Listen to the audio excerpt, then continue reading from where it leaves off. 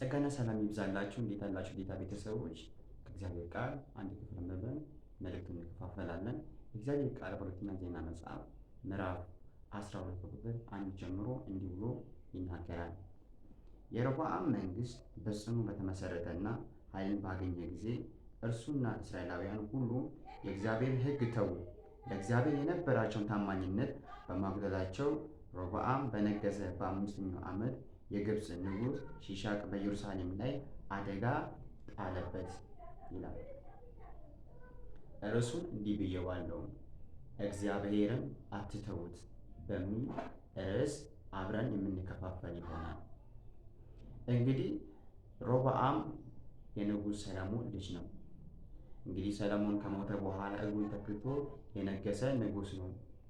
እንግዲህ በመጀመሪያዎቹ ምዕራፎች ላይ ሮብዓም በይሁዳ በነገሰ ጊዜ ላይ የነበሩ አስቸጋሪ ሁኔታዎች ነበሩ።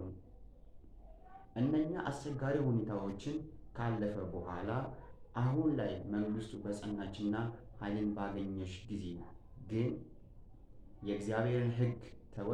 ለእግዚአብሔር ያለውን ታማኝነትን አጎደለ። እነዚህ ሁለት ነገሮች ቀላል የሚባሉ ነገሮች አይደሉም። የእግዚአብሔር ሕግ መተውና ለእግዚአብሔር ያለ ታማኝነትን መተው በራሱ እግዚአብሔርን መተው ነው። ወደ ታች በምናነብበት ጊዜ ጠላቶች እንደመጡበት የእግዚአብሔር ቃል ይናገራል። እነሱ መንግስታችን አጽንተናል፣ ኃይልን አግኝተናል ብለው የእግዚአብሔርን ሕግና ለእግዚአብሔር ያላቸውን ታማኝነታቸውን በማጉደላቸው ምክንያት ጠላት መጣባቸው። ቅድም ብያቸዋለሁ። የእግዚአብሔር ሕግ መተውና በእግዚአብሔር ላይ ያለ ታማኝነት ወይ ለእግዚአብሔር ያለ ታማኝነትን መተው በራሱ እግዚአብሔርን መተው ነው። ስለዚህ ምንም ያክል ስጋዊ ኃይልና ብርታት ወይም የጸና መሰረት ቢኖር ያለ እግዚአብሔር ምንም ነው፣ ትርጉም የለውም። እንግዲህ ግብፃውያን እንደመጡበት የእግዚአብሔር ቃል ይናገራል።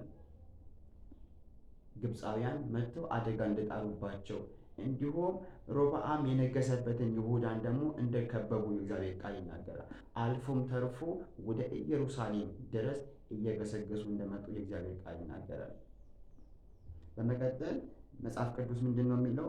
ከቁጥር 5 ላይ ሲናገር ከዚያ በኋላ ነቢዩ ሸማያ ሺሻቅን በመፍራት በኢየሩሳሌም በአንድነት ተሰብስበው ወደ ነበሩት ወደ ንጉሡ ሮብዓምና ወደ ይሁዳ መሪዎች ሄደ። እግዚአብሔር እኔን ስለተዋችሁ እነሆ እኔ በሺሻቅ እጅ እንድትወድቁ ትቻችኋለሁ ይላቸዋል አላቸው ብሎ ይናገራል። እንግዲህ ይሄ ሁሉ ምክንያት፣ ይሄ ሁሉ አደጋ፣ ይሄ ሁሉ የጠላት ወረራ፣ ይሄ ሁሉ ችግር የመጣው በምን ምክንያት ነው ሲባል እነርሱና መሪዎች እግዚአብሔርን በመተዋቸው ምክንያት ጠላት እንደመጣባቸው እግዚአብሔር ቃል ይናገራል። አያችሁ፣ እግዚአብሔርን በመተው ውስጥ ያለ አደጋ እጅግ ከባድ ነው።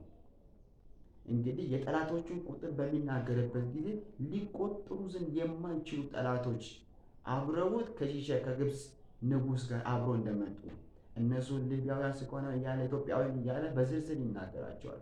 ስለዚህ እነዚህ ምን ያህል እንደሆኑ ስፍር ወሰን የሌለው ጠላት እንደመጣበት ይናገራል። ያም ሁሉ የሆነው የእግዚአብሔር ሕግ በመተውና ለእግዚአብሔር ያለ ታማኝነትን በማጉደል ምክንያት የመጣ ነው። ቀጥሎ እንግዲህ ያንን ነቢዩ በተናገረ ጊዜ አወቁ ይላል። በእግዚአብሔር ፊት ኃጢአት መስራታቸውን አመኑ። ከዛ በኋላ እግዚአብሔር የሚያደርገውን ነገር ሁሉ ትክክል እንደሆነ መሰከሩ። እግዚአብሔርም ደግሞ አደጋ ወይም ፍርድን በሙላት አልፈጸመባቸውም ይላል።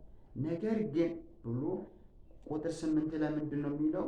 ይሁን እንጂ ለእኔ በመገዛትና ለምድር ነገሥታት በመገዛት መካከል ያለውን ልዩነት ይገነዘቡ ዘንድ ሺሻቅ ድል አድርጎ ይገዛቸዋል ብሎ ተናገረ። ለእግዚአብሔር በመገዛት ውስጥ ያለውና እንዲሁም ለምድር ነገሥታት በመገዛት ውስጥ መካከል ያለው ልዩነት እንዲያውቁት እግዚአብሔር አምላክ ይህ የግብፃዊ ንጉሥ ሺሻቅ መጥቶ እንዲነግስ በድል አድራጊነት እንዲያስተዳድራቸው አሳልፎ ሰጣቸው። ለእግዚአብሔር መገዛት አንተው፣ እግዚአብሔርን አንተው። በሕይወታችን ለእግዚአብሔር መገዛትን ወይም የእግዚአብሔር ቃልን፣ የእግዚአብሔር ስርዓትን፣ የእግዚአብሔር ሕግ መጠበቅን፣ ለእግዚአብሔር ያለ ታማኝነት፣ በእግዚአብሔር ያለ መታመንን በተውን ጊዜ በሕይወታችን ብዙ ችግሮችን እናመጣቸዋለን። እስከ መጨረሻው ድረስ በእግዚአብሔር መታመን፣ እስከ መጨረሻው ድረስ በእግዚአብሔር ሕግ መሄድ ይሁንልን። ጌታ ኢየሱስ ይባርካችሁ። ተባረኩ። ወዳችኋለሁ።